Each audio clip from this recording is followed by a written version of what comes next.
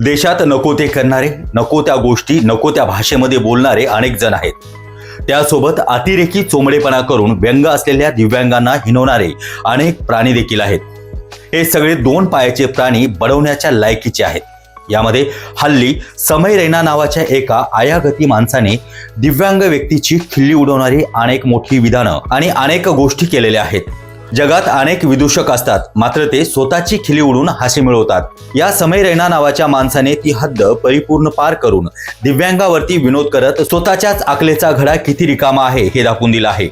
यापूर्वी विश्वविख्यात नाटककार राम गणेश गडकरी यांनी एका नाटकामध्ये इंदू काळे आणि सरला भोळे या दिव्यांग व्यक्तींवरती केलेली टीका त्या काळी कोणाच्याही मनाला भावली नव्हती. आता हा लेखाचा समय रैना नावाचा भंगड माणूस दिव्यांगावरती अयोग्य आणि अनुचित अशी टीका करतोय. त्यामुळेच देशाच्या सरन्यायाधीशांना समयाला समज देण्यासाठी योग्य समयावरती व्यक्त व्हावे लागले आहे. या सरकलेल्या मेंदूच्या समय नावाच्या विदूषकाला सरन्यायाधीशाने कठोर भाषेत शांतपणे समजावलं देखील आहे. यापुढे अशा प्रकारची दिव्यांगावरती विनोद करणं थांबवले नाही तर त्यांच्यावरती कारवाई करण्यात येईल असा इशाराही आपल्या सरन्यायाधीशाने दिलेला आहे. त्यासोबत अनेक दिव्यांग आपल्या कर्तृत्वाने वलयांकित आहेत, यशस्वी आहेत आणि वेगळ्या बुलंद उंचीवरती पोहोचलेले आहेत.